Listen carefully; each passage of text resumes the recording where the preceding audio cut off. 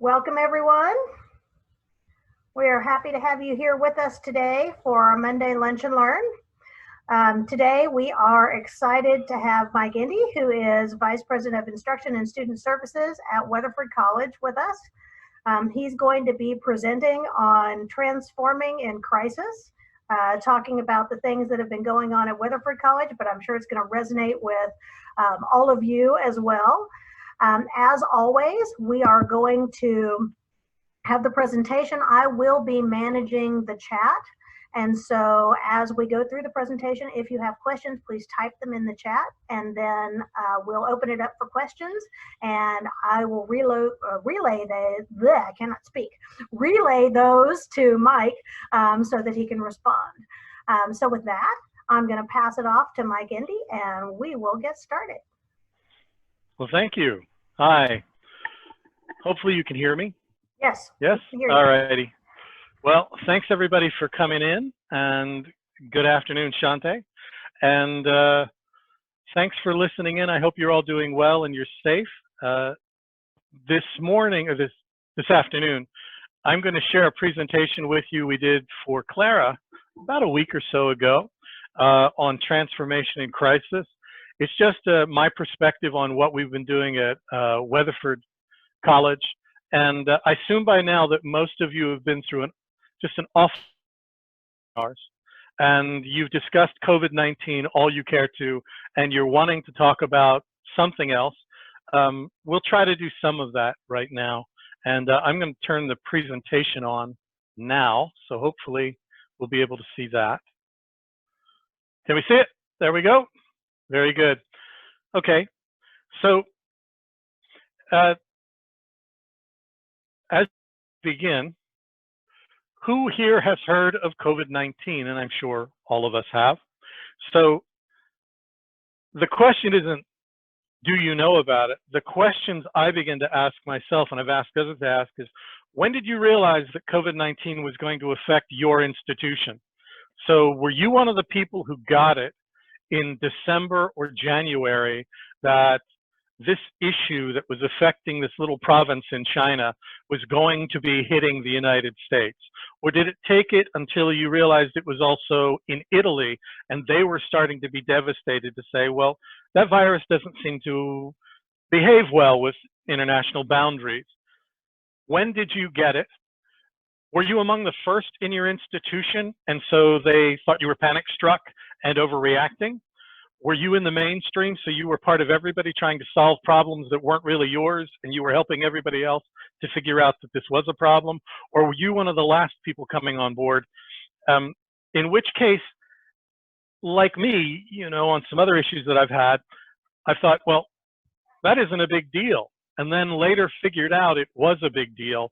And the people that I had spoken with about the issue had gotten an impression that I didn't care. I remember that happening on 9/11 with my wife. She called me and said a plane just hit the World Trade Center, and I was thinking a small two-person Cessna, which is horrible. But when I saw the pictures of what had happened, I understood why she was hysterical and crying. And one of the things I had to do eventually was get back to my wife and say, I'm so sorry. I didn't understand what you were telling me. I didn't have a frame to understand the magnitude of what I was going to be dealing with. And I treated your answer to me badly, and I'm sorry about that. So if you're one of the people who was a late comer to the issues, it's probably time to say you're done with that and move on. We're here now. What did you do when you realized COVID-19 was going to force you to change? And by that, I don't mean when you realized it was going to force the institution to change. I've got a slide with lots of the things we're all doing. When did you realize it was going to force you to change? What were you going to have to do differently? For me, it was 3 o'clock in the morning in early March. I woke up and realized, because I'm high risk, I'm diabetic and I'm asthmatic and I'm a little heavy and I'm old. And I got up at 3 o'clock in the morning and started to type goodbye letters to my wife and my son. I typed those goodbye letters and I cried a lot. And then I put them in a folder on my computer and I told people where they were, because if I get this, I'm gonna do well. So I did that. And I knew I had to change my life and the way I lived for the next however long it was. By the way, I also put them in the folder and put them away.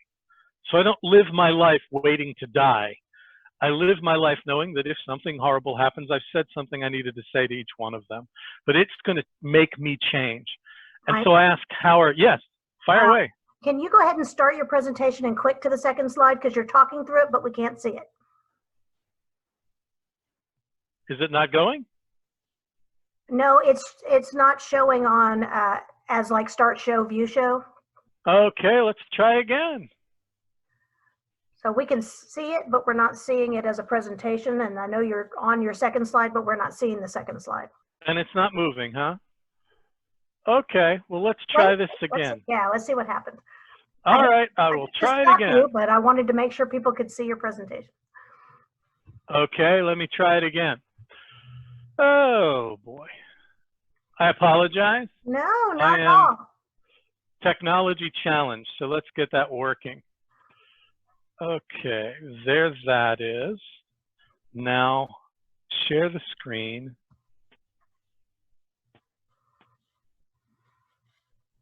Okay. Okay, now it's trying. Yep, view show. Okay.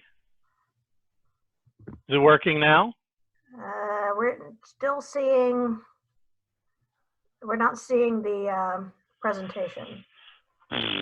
All right. We're seeing it, but we're not seeing it as a show. Oh, okay. All right, well, if you do it that way, that's fine, because we're at least now on the second slide. Okay, how about if I do it this way then, and we'll see if that works. So can you read that slide? You get to read my notes with me, and you can cheat and go ahead. Okay. I can't see your notes, but I can see the slide. All right, I'm going to hush. All right. If you can, thank you for telling me, because I'll just keep going. So the question is, how are you different now? And are those changes actually improvements? Has COVID-19 done something that actually has made you choose to be better, or has it just changed you? And if the changes are better, are those changes going to last, or are they just temporary? And I don't think that there's a right or wrong or good or bad here. There's just the reality of recognizing that these changes that are happening have to be measured and thought about. So I'd like to start with a myth. I've heard this for years, that coal, when you put it under pressure, turns into a diamond. That's not true. Coal and diamonds are both made of carbon, but coal has lots of other stuff in it, and geology teachers will tell you this, I think. And if you put it under a lot of pressure, some carbon will compress into a diamond, and its inclusions determine its quality, but it generally doesn't turn into a diamond. Pressure doesn't make us better.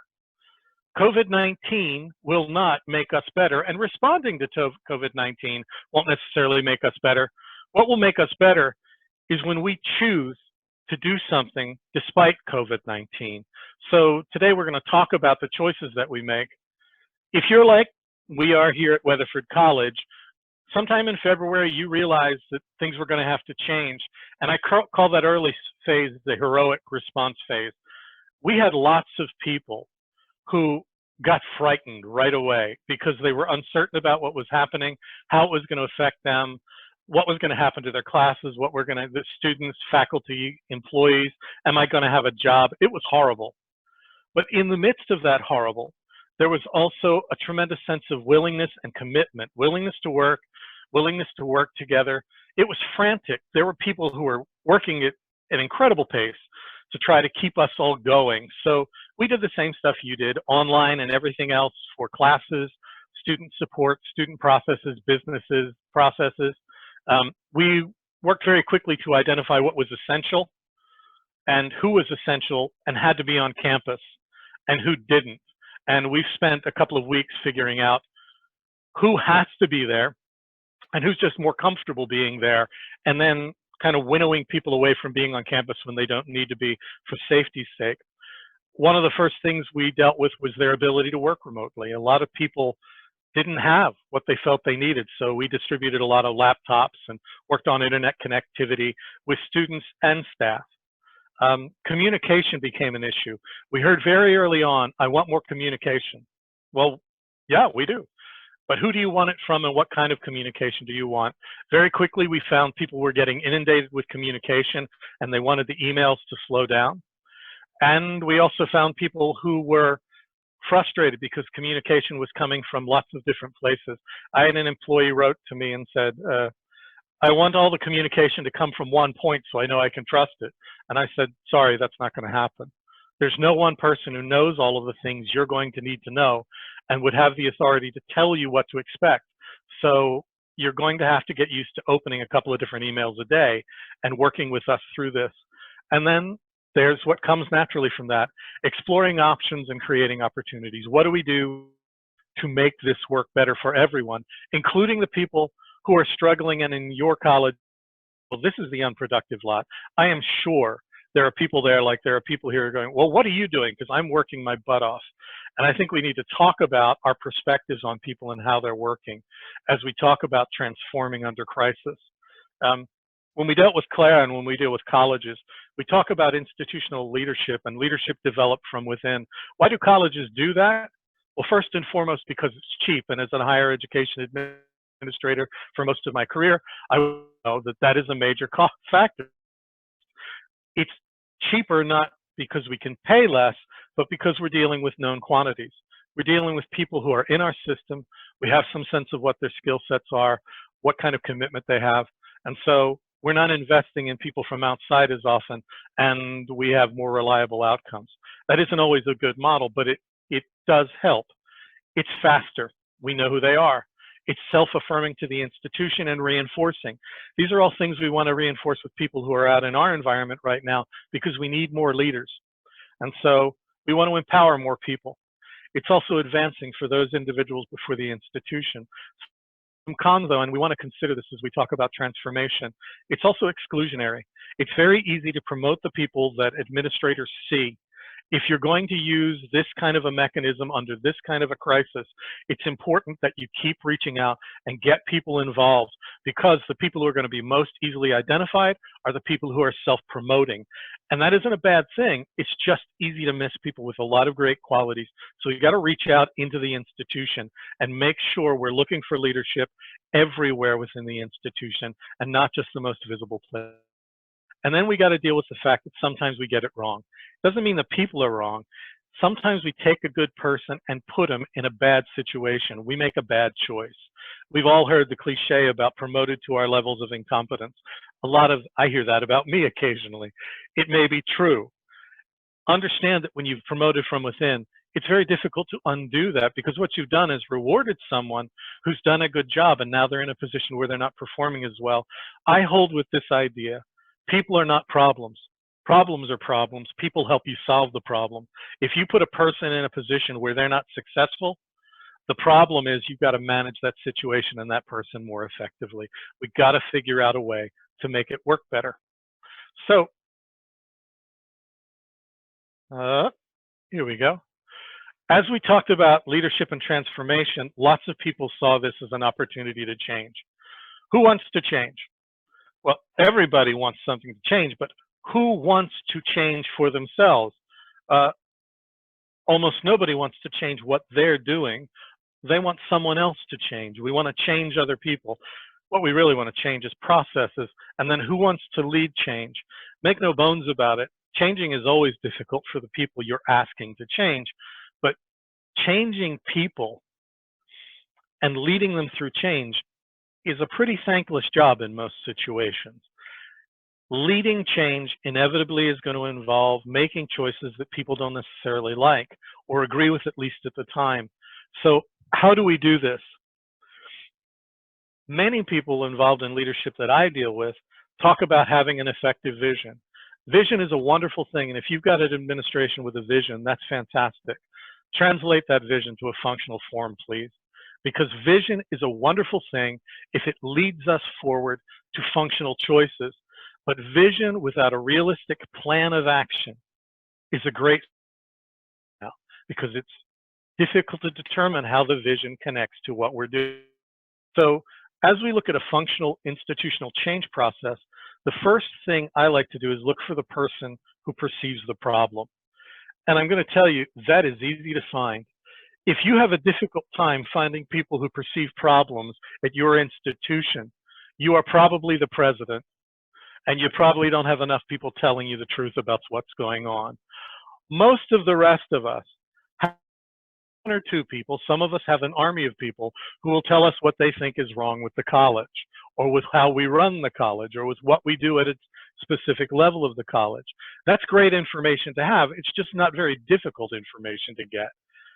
Identifying what the problem actually is, not just what that individual perceives, but how that problem impacts people and impacts processes, that takes a little more skill, and we're going to look for people to look at who does the problem impact and how does it impact them, and why is it an institutional problem? How does it relate to the institution's mission and the people the institution works with and serves?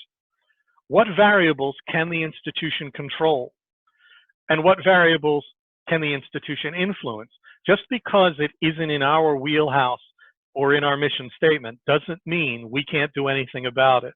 At Weatherford College, we've moved to the notion that all student problems are in some way or another institutional problems. We just have to understand that we have far greater influence than we've known in the past, and sometimes that we've been really ready to accept. But if we understand that housing, food insecurity, all of those things that most of us are aware of now that bother students, or they really limit students' ability to proceed, the more we embrace them, the better we are at helping students. So understanding the problem is the beginning.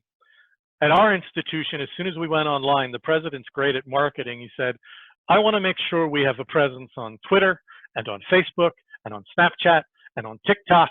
And a lot of people said, I want to do what the president wants to do, so I'm going to get all of those. And they went on, and then they said, what's TikTok? And how do I post to that? Well, it's great for dance videos if they're about 15 seconds long, but TikTok isn't really an ideal format for everything. And some people went, well, I'm already on Facebook, so I'm great. The students can see me there. And some students went, well, you can see your other friends there, but we don't use Facebook. So the first cartoon at the top was kind of where we were. What's the big idea? We're going to do all of these things. What do we put on all those channels? I don't know. So what we put online were pictures of us working from home. We got pictures and videos of people working from home, sitting in front of computers, and what we got to see was either the fake backgrounds they put behind them on Zoom or what the inside of their house looked like. I'm not sure how great that was for students, but it was an attempt to move online. As you're looking at problems of the institution as we did, finding people who understand the problem is a great thing. Now find someone who's willing to invest in the chain. Develop ideas about how to solve the problems. It's not easy to figure out it one way. If you are going to a supervisor and saying, here is how you can get this done, you realize you're not giving them a choice. And supervisors, at least my boss and bosses over the years, haven't liked to be told what choice they can make. They wanted to know what their options were. So it's really important to find people who can identify variables that are affecting a situation, recommend multiple options, and talk about the pros and cons. What are the cost benefits of doing these different things? Because almost nothing is going to work perfectly. Efficiency is going to come from identifying undesirable outcomes that come with the desirable outcomes and how to manage and minimize those. So we're going to look for people who can solve problems. To me, that's a much smaller group than the ones who can just see them. Then they're going to design change processes. If you're one of the people who's taking on leadership roles and transforming at your institution, don't be afraid to say, I've reached my limitation. I'm great at identifying problems and variables, but I'm not great at details. So designing change processes may take a more detailed individual than I am. Who can help me with that? If you're great at detailed operations, but not at overarching theories about how to get things done, it's a great opportunity for you to work with someone else and collaborate to find overarching problems, and then I can work in the details. And then recommend the changes. We've now narrowed down from everybody can figure out what's wrong around here with what everybody else is doing to I can figure out how the college might be able to invest in change processes. Now the administration is going to make a choice. When you get to that point, it's really important to have people who can articulately share your change processes and help others to understand them so that they can implement the change process, because none of this has any value if we don't change. We have to actually change. And the last cartoon on the page, what if, I don't know, this sounds kooky, we communicate with employees. Sometimes the people who have the best ideas are worst at communicating with the people who need to make changes. For years at Weatherford College, there was a team of people, and I was part of it, who tried to help the faculty to understand our assessment process. I am embarrassed to tell you how long it took us to get that the best people to talk to faculty about the assessment process excluded us and began with the faculty. We had to find faculty members who were shorter-winded and more focused about what faculty members had to do than the director of institutional research, the dean of institutional effectiveness, and me to talk to them about what we were doing and why. And so as you talk about communicating with your employees, it's important to consider who you're talking with and what it is you're trying to get them to understand. Because inevitably, they're going to have to implement change. They're going to have to evaluate the impact of that change in the very real worlds that they work in. So measurability is there, and then you're going to have to adapt. So how did you get picked for leadership? If you're on here, you probably have already done this. So I'd like you to take a moment and recognize that you've already demonstrated your leadership potential through first your ability to perceive, your ability to work with other people. Very few things happen in leadership because you manage resources, but you lead people. Most physical resources don't need to be led. People have to be worked with and collaborated with. So if you can't do that, you can't lead them. You have to be one of them, in my opinion. Resourcefulness. You have to understand how to match what you've got as an institution to what needs to get done, because it's great if you have unlimited money and unlimited time, but most of us don't have it. So we're looking for what are the resources we have available that we can apply, then the ability to apply them. Do you actually have the ability to get things done and the dedication to do them? If you can meet all of these check boxes, if you will, you're probably someone the institution already looks to for leadership. The question is, how do you get picked to get involved in leadership? With here asked me that question a few months ago. Why don't I ever get picked for leadership? Well, tell me about something you see that's a problem or something we could improve in. She did. And I said, well, why don't you develop a plan for doing that? Well, I've thought about it a lot. Have you ever submitted a plan? No. Why not? Because it's not my area.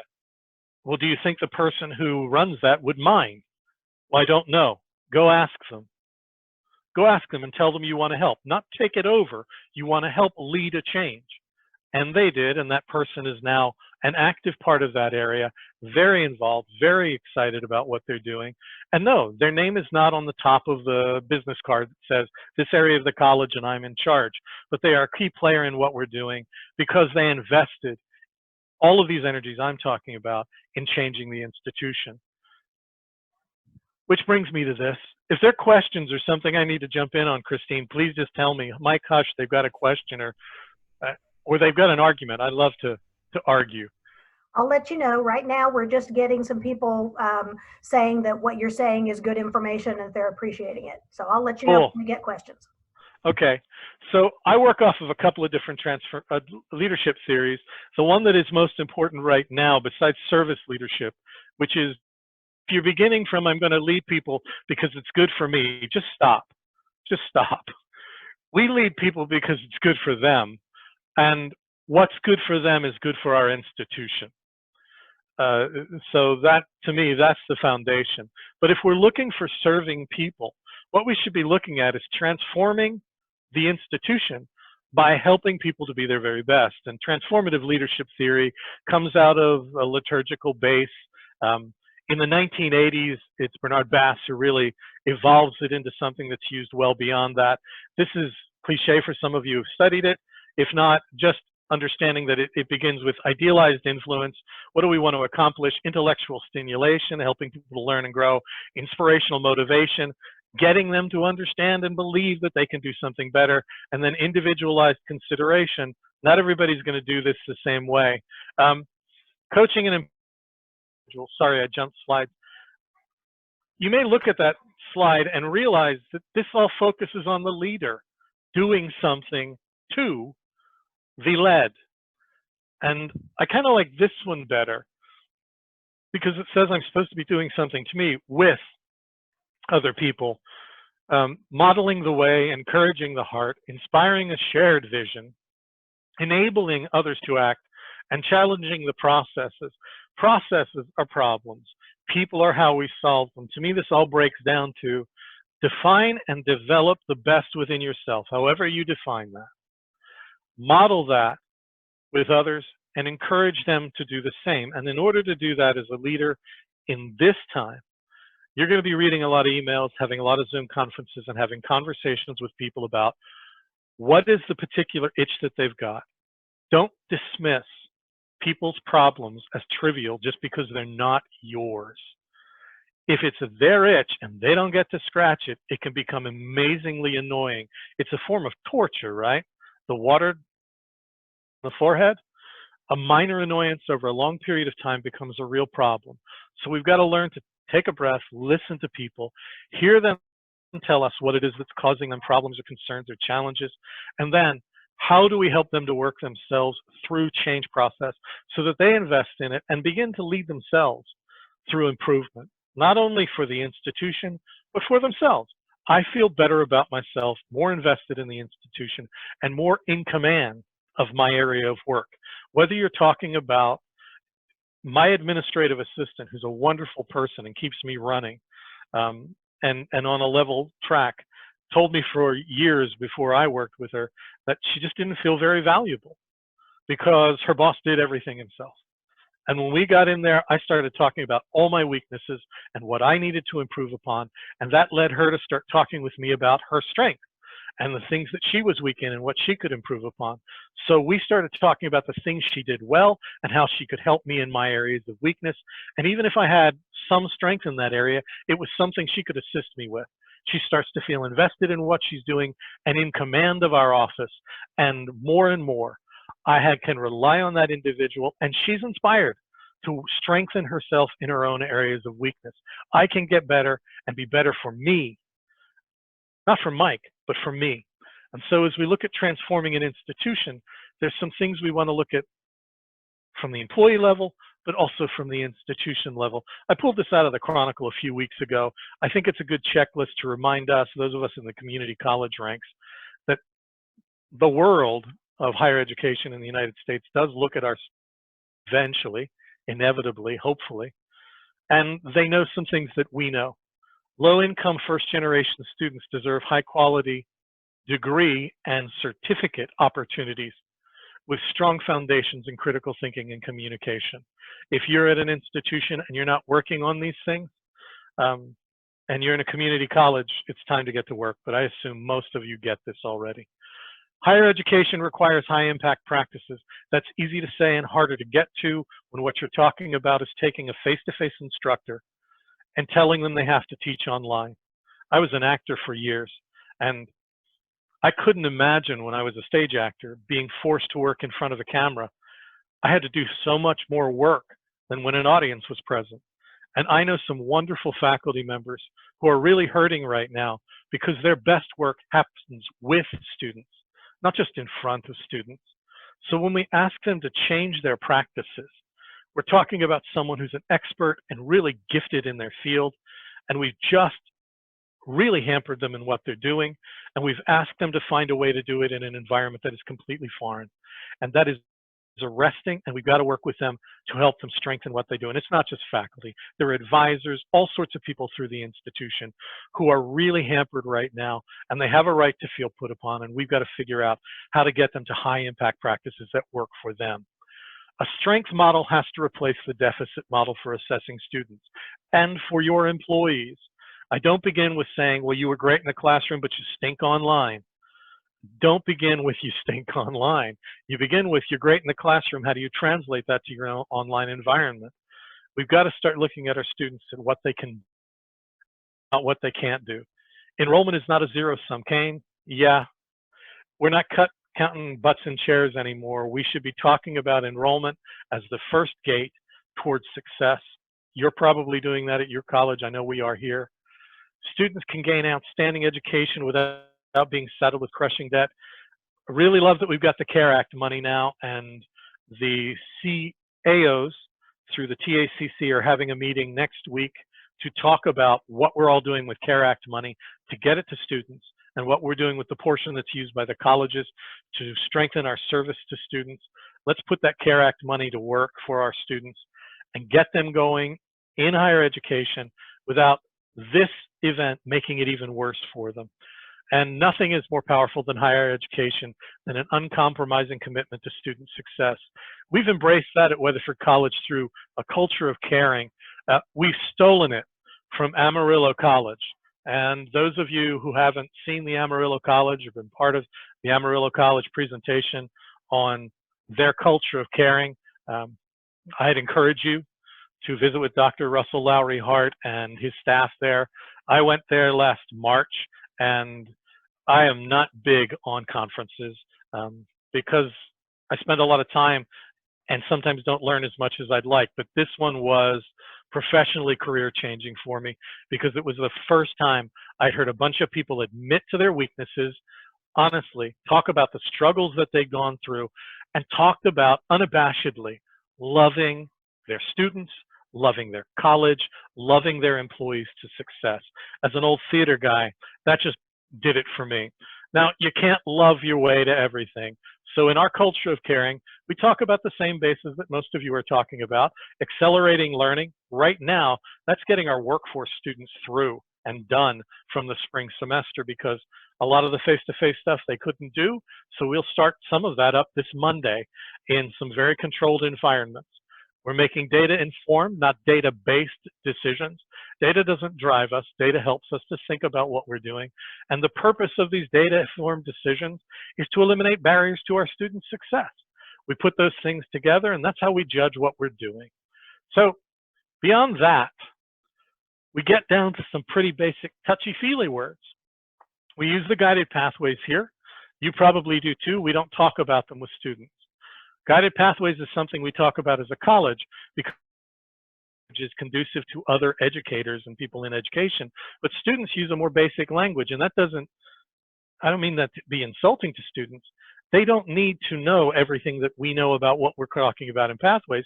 They need to know how they're going to get from point A to point B to point Z. And that's their life challenge. So we talk about things in very basic terms. We say that if we love our students, if we listen students and what it is they're facing as challenges, what they value, what's success to them. When we understand that and respect it, that for some students, a C in my fine arts class represents tremendous success because they at least passed college algebra this time. And I think you could have made an A. Okay, maybe that's true. But for that student, that's success, and I need to respect it. We empower our students to be successful. We have our standards, but they have theirs as well, and we bring them together and say, what is it you want to achieve? How are you going to get there? And we work together. We empower our students and invest in them, and that's part of that decision-making process. Where do we put the money and time so that the students succeed? We know that our students will graduate, either with us, lots in our workforce and health sciences program, and many students transferring, and it used to be, oh my God forbid, they're leaving before they finish A or AS, or they're leaving before they finish the core. We've got reverse transfer. We want them graduating so that they're ready to do what they're doing in life. Our students graduate. We can work together to get them graduated. Your institution, our institution, we can get it done. These are our students. And this shocked some people when we got it because, hey, we thought we were just that almost all white, all middle class college on the edge of the Metroplex. Well, we're not surprised that 65% of them are female. We were surprised that 27% of them, and increasing every semester, thankfully, are minority students who are succeeding. 29% of them are dual credit students. That number is really arresting. We've had faculty members who say, I don't want to teach those students. And we go, okay. I stood up at in-service this past fall and said, we'll get rid of those 29%. Just pick every third employee we get to get rid of at the college and we'll be right on our way. because that's how many of them we're serving. So we get rid of them, we get rid of us. That brought us home. You look at the part-time employment and receiving financial aid, most of our students, probably like most of yours, they're facing outside of education, financial issues, family care issues that are affecting their success in college. And with COVID-19, it's gotten more intense, not easier. So I'm going to come back to the questions that I asked myself and I'm asking you. When did you realize it was going to affect your institution? For me, February. It was February. I was doing Stars games. I was going to Dallas Stars games and handing out programs because it's something I do for fun and I get to watch the games for free and I'm a hockey nut. And being at the American Airlines Center, wearing rubber gloves in mid-February because of COVID-19, because there were 17,000 people coming into the arena, made me realize this is real and it's going to hit everywhere, including Weatherford. So I started preparing some information on what we ought to do. One of our deans here said, Mike, have we got a contingency plan? I went, well, I've got one that's kind of drafted. We're going to need it soon. And I got it completed. Were you among the first in the mainstream or among the last? Well, I was among the first to speak about it here. And yeah, I had lots of people tell me, you're overreacting to things, and I don't think that's a big deal here. Okay. It meant I had to do a lot of work a lot earlier than some other people. That's past now. So if you were part of that group that went, we got to do something, we got to do something, we got to do something, great, congratulations. But it's over now. That part of it is over. And it's time to get everybody on board. This is where the college is now, and we're all together in it. What did you do when you realized COVID-19 was going to force you to change? I started planning for changes for the college. That's what I did. I did my job. It took me longer to realize I was going to have to change my life, substantially change the way I live, maybe forever, but at least for a long time, longer than I get to define. And I had to figure out how I was going to be different. How am I different now? I'm online all the time, involuntarily. I used to be online a lot, but it was voluntary, or I could get up and walk away from my office desk and go walk around campus. Campus now is in front of me on screens. So I've got to get up and walk out and go do other things. I got to go out in the front yard and water the plants, or go check on the dogs, or do something.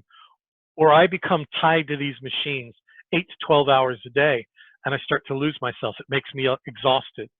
It also made me highly alert when this thing began. I felt really engaged because I was dealing with high-level problems and institutional problems, which is where I thought a vice president ought to be.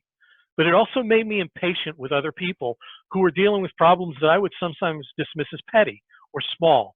We had a faculty member who has a physical ADA accommodation who had to work from home and doesn't have a stand-up desk. You're bothering me with that? So I bought the stand-up desk, had it shipped to my house, put it together when it arrived.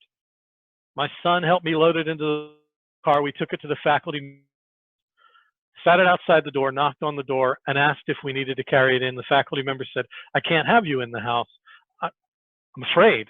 I said, that's fine. I'm at risk too. But the faculty member got the stand-up desk. That isn't petty. The faculty members who's afraid of losing their job, the switchboard operator who is concerned that because the switchboard can't be worked remotely, she may be unemployed. Those are not petty, small problems. Those are their problems. And I needed to get patient with people, not only in writing the emails, but even thinking about it.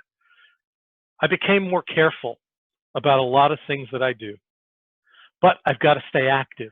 So it's a constant battling of being careful, being cautious, make sure we make the right decisions, but don't let them delay so long that they become ineffective just because it's taken so long. It's very difficult to do things fast, cheap, and well. So I'm glad we got some CARE Act money, but that isn't solving the problems.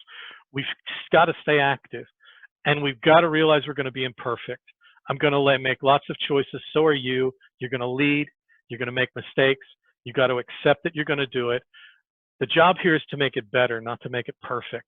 Accept the mistakes and be honest about it. Be honest with your students, be honest with your colleagues, be honest with yourself.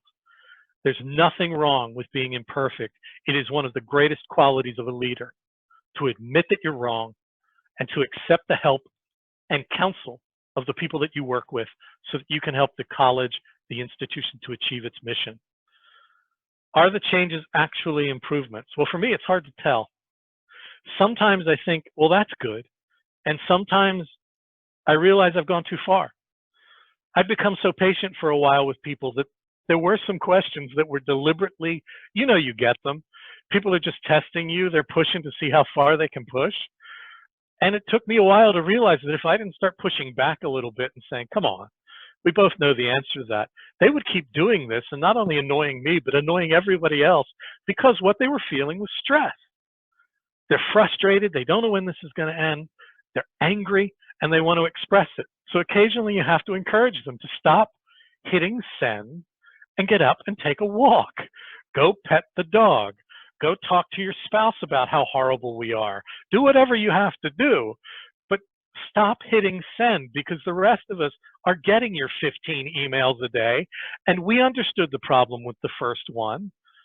I had a gentleman write to me a few days ago and say, I'm scheduling the fine arts events for the Fine Arts Theater for the fall, and I want to know how I'm supposed to do that because in the midst of all of this, Weatherford College is changing its ERP.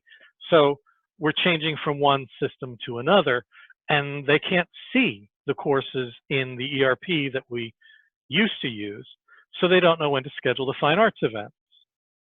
And I wrote back, and I'm not necessarily proud, but I wrote back, we're going to do this now? Are you kidding me? Use your head. Send. And the individual got the email and wrote back 3 paragraphs explaining with use your head in quotation marks that they had, and that this is when they normally do this, and that they didn't mean to frustrate me or do anything wrong. And I thought, so you didn't get the 2-line request to get access so that you could use the old ERP, distracted me, so you wrote me 3 paragraphs? So I did what I did, and I filed it in my COVID-19 response file to deal with when I write the dissertation on transformation and COVID-19, which is what I'm going to write about now, because it's so much more interesting to me than what I was going to write about before. So sometimes the changes are good, but sometimes the changes need to change again because the situation is evolving. So are the changes going to last? Well, that's the real question. Should they? This is what I'm using, or a model of something you might use as you think about yourself and transformation and change and leadership at your institution. Who do I want to be during COVID-19 and beyond? We have a lot of people right now who are still in the fear zone. They transmit their anger to fear, and they relate it to other individuals, and we can see that in our world right now. They're in the fear zone, not only because of COVID-19, but because they're losing their jobs. They're afraid of the economy tanking and never coming back. Those are very real fears. I'm not suggesting you should dismiss people who are in the fear zone. I just don't want to live there. So I go to the learning zone, and I realize that I've got to stop acting compulsively, and I got to start letting go of those things that are out of my control. I can't make everything at the college work the way I want it to. And it took me a while to say, this one's not mine, because my inclination is to try to take care of everybody, and that's not going to work. I have to let other people do their jobs. And this one's hard for me. I have to let other people make choices that I believe will not work, knowing that if they don't work, something's going to break, and they're going to have to fix it. I make those choices based on how badly is it going to affect a student. If you're about to give them bad advice and it's life-changing, I have to stop you. If you're just making a really bad choice about how many masks we ought to order, and I get to change that later because you've told me you've got enough masks to last us till the end of time, I let you show you the spreadsheet where your 35,000 masks are there, and everybody else has ordered enough to get through the remainder of the summer, and we bring the number down. But we've got to let people learn from this situation and grow. Think about how you can help others, show empathy to yourself and others. How do I make this situation better? I think we're out of that first phase, the heroic phase of COVID-19 response. I think we're into phase two. And in phase two, we've got to commit to transforming. People are tired. They're burned out. They're angry. They're frustrated. They're wondering how long this is going to go on. They're starting to decide how much they're willing to invest. This is the time to understand and respect everybody's strengths and their weaknesses. Sometimes the weakness is the thing that makes them better. The priest who married my wife and I had the 10 Commandments on his wall. One of the commandments read, "Thou shalt commit adultery." They were carved in teak wood on the wall when I went to his office, and I read them and went, that says, "Thou shalt commit adultery." So when he came in, I was talking to Father Chuck, and Father Chuck saw me looking over his shoulder. He said, Father Chuck, that says "Thou shalt commit adultery." And he turned around and looked at it and he said, "Does it?" And he looked at it and he went, "It does, Mike." And I said, "Yeah, did you not?" He said, "Do you think I've had my wall for the last 30 years and didn't know it was there?" And I said, "Well, why did you keep it there?" He said, "Did you read the 10 Commandments?" And I went, "Yeah." He said, "When was the last time you did that?" "You're right, it's been a while." He said, "When I got that, they were carved for me by when I was on mission in China, and the guy who carved it gave them to me, and I was back here in the United States and read them finally and realized what it said. And my wife and I talked about it." He's an Episcopal priest, so he's married. And he said, "My wife and I talked about it. We should tell him." And he said, "I can't. It would break his heart." And then he realized he had read the 10 Commandments for the first time in years himself as a priest.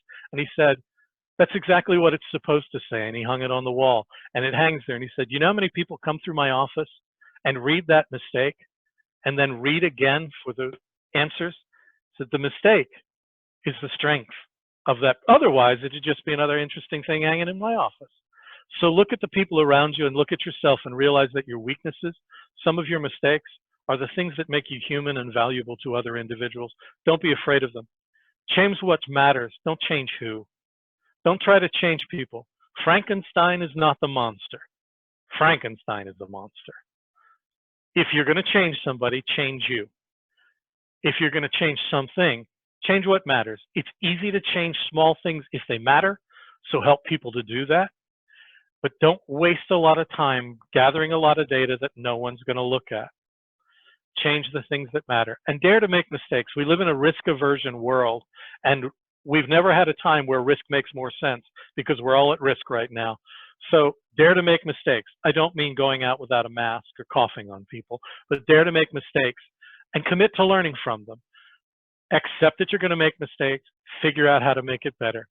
Avoid contracts and form covenants. By that I mean, contracts to me are the agreements that we make where each of us take 50% of the deal and hope that we get at least 51 and the other person gets 49. That gets us the better end of the deal. Deals are about what I get out of it. Covenants, like marriage, raising children, and I think most of what we do are about accomplishing a goal. I don't know many parents who raise their kids based on contracts. I know that I've got a 17-year-old right next door who's supposed to be working on his homework right now, and I hope he is. But it's not a contract relationship. He doesn't have to get a certain grade in a class for me to feed him, make sure he has a roof over his head, any of that. It's a covenant. I have an arrangement that goes beyond his particular behaviors to help him to be the best person that he can be, so he's a good servant in the world. That doesn't depend on what he does on any given day and moment. And our covenants with our students don't depend on what they do in any day or given moment. It's about serving the greater good. Accept responsibility before authority. That was what my friend learned when she came to me and said, "How do I get a leadership role?" I don't know, write up a proposal that'll show you'll be responsible for this issue and see if someone will allow you to help them.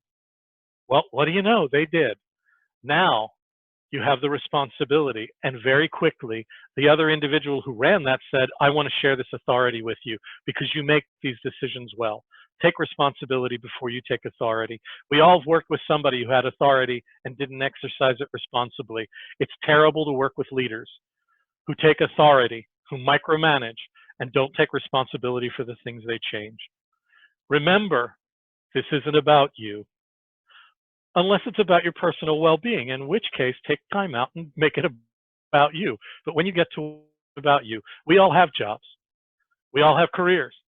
The people who depend on us, regardless of their age, their social status, their race, their gender, whatever it is, they're there because they need us. We're not there to change. We're there to help them make it better. This is about them. We don't have to agree to work together. We just have to agree to work together. Doing something as well as you can right now is usually better than doing nothing at all. I work with people who work in the realm of the ideal in their minds, and they're brilliant. They just don't get much done. You got to take their best ideas the way that Shakespeare did, steal them, make them your own, and write it down, do something. If we waited for Chaucer and we waited for Shakespeare to think of the perfect play, we wouldn't have them. So I'm glad he stole. I'm glad he came up with better ideas and he gave us something.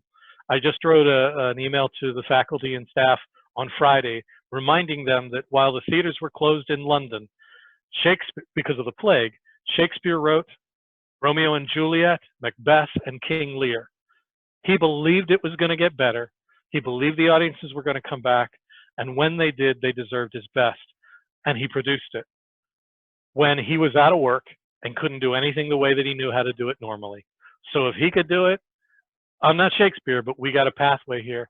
Remember, we're not coal. Pressure isn't making us better. What will make us better is adjusting to the pressure, recognizing our challenges, recognizing our opportunities, making choices to change. Change is a matter of our choice. Look at what matters to you. Look at it personally, and then look at the institution and look at the people you're leading. What needs to change? And make choices about choosing to make the institution better. And don't be afraid. We're all going to make mistakes, but if we keep making positive choices and keep trying to make things better, I believe we're going to come out of this with a better world. So that's it. I'm done with that part. Okay, Mike. So we had one comment that kind of brings up a question for you. Okay. What have you seen at Weatherford College about your place in the community outside education? In what ways has this crisis transformed your relationship to the community as a college? Actually, in some ways, it's like all of us, it's hindered us because we can't do things we used to do all the time. But there's some stuff here that's really been amazing. There was a story last week about a student and her mother who are making masks. First, it was for first-line healthcare workers and public safety officers. Now they're making thousands of masks, and they have this network of people, not just students, but community members who are making masks. And that came out of a student who went, well, I'm a healthcare student, and I can't do what I normally do in my labs, but I really care about the people I worked with in the labs. And she's just making masks for the nurses she was working with. What a cool thing. So a bunch of employees here started making masks. Christine, my wife, made us masks and made them for our public safety officers here if they needed them, and tech services folks. Then we have an entire group of people who are writing letters to shut-ins because we can't visit the adult care facilities right now. So they're writing letters to people they've never met. We talked about doing video conferencing. Well, they don't have the ability to receive, and they have limited phone plans. So all of our great ideas about how to reach out, they didn't work. So we came back to write a letter, writing letters to all of these people. And so that's just two of the things that we're doing that are reaching out into the community. And we've told our employees, I got a question, I think during the Clara meeting, what do you do with the people who don't have enough to do to keep track of them 40 hours a week to earn their paychecks? Because we don't want to furlough them. Our president has said, we're not furloughing anybody due to COVID-19 unless we absolutely have to. We're in pretty good shape right now. So we're very thankful to President Farmer for that. But he's also said, I want to keep them busy. So when I find someone who says, I don't have anything to do because I don't have great internet connectivity, we find out what they can do and we say, is it good for the community? Yep, do it. You want to go walk dogs at the animal shelter, and you want to count that as work for the community? Give us the time. Go walk the dogs. And so we're finding people throughout our employment area who are doing things that would be off the charts as community service prior to, which, as I said, change for the better. I'm kind of hoping some of these stick around because they matter in our community, these things they're doing, and they feel good to our employees. And if I've got to choose between Facebooking at work or Amazon shopping at work or writing letters to people who are shut-ins, I'm taking writing letters, right? And I'm taking an employee who's proud and feels good about being at Weatherford College, and Weatherford College saying, yeah, I'm okay with you taking 2 hours. I'm not saying the president has allowed that, by the way, but that's where I'd like to see us go. I think it's healthy. So yeah, I think in one way it's hindered us because it's taken away what we know, and it's also challenged us because what we know, a lot of it will come back when we go back. When we're able to go completely back face to face, maybe we'll be wearing masks, who knows, but we'll go back.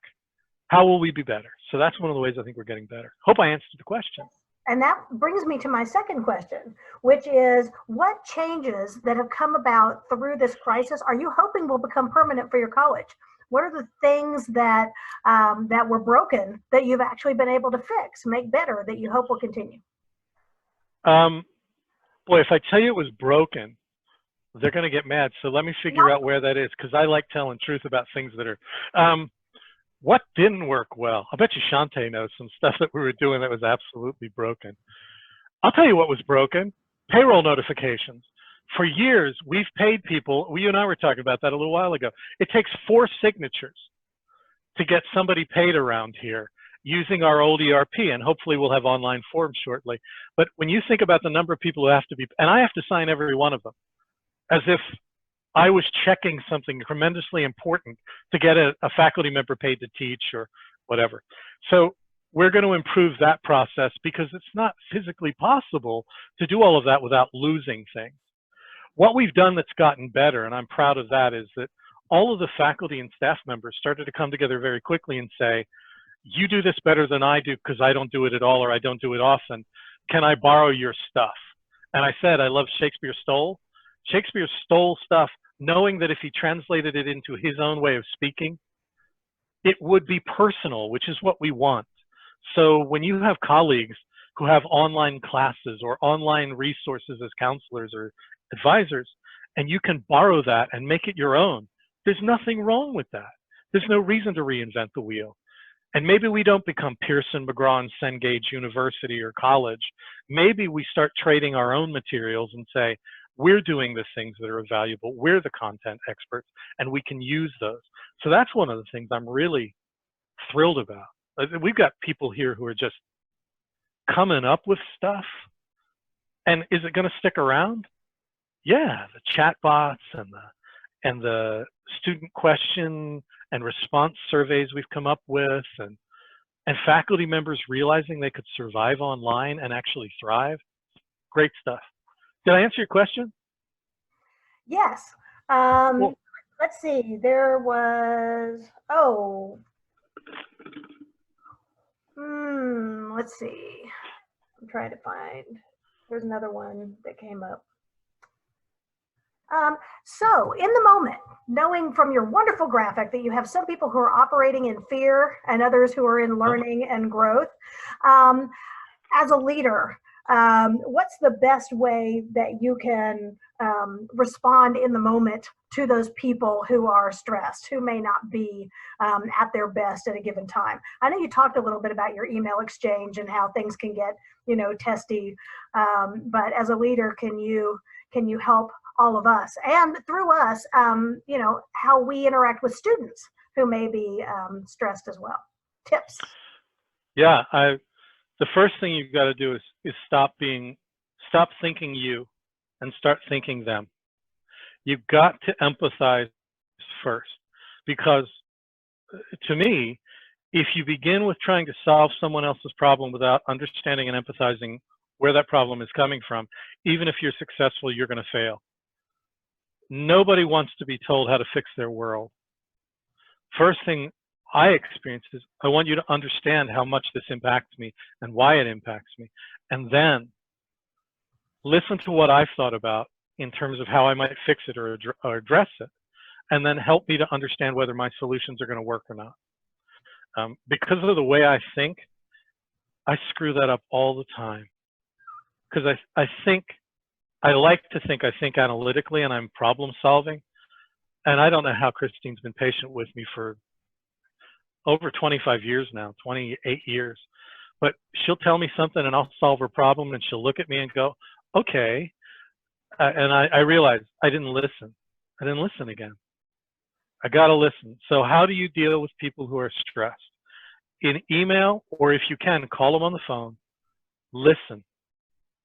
Listen to what the problem is as they see it. Respect it, and then help them work through it as best you can. And don't feel obliged to solve other people's problems. Help them to solve their problems, and you'll do better. Sometimes you know exactly what the right thing is to do, and it's not ready for them to hear it. And I used to say this when I was an acting teacher. Don't tell someone a truth you're not willing to stay with them and help them deal with. You don't go, hey, here's the truth of your life, bye, and let them deal with the shattering of their reality. Some people aren't ready to handle what it is you perceive as the truth. You got to be respectful. That's what I would say. Wonderful. Well, and with that, we're at 1 o'clock. Thank you all so much for joining us today. Thank you so much, Mike, for sharing your time and your insights. For everyone, please know that this will be available on our website, so you can review it, share it with others. And we will see you next Monday for our next Lunch and Learn, which is focused specifically on really hands-on strategies, tips and tricks you can use to make sure that all your materials are ADA accessible for your students, faculty, and staff. So thank you, everyone, and we'll see you next Monday.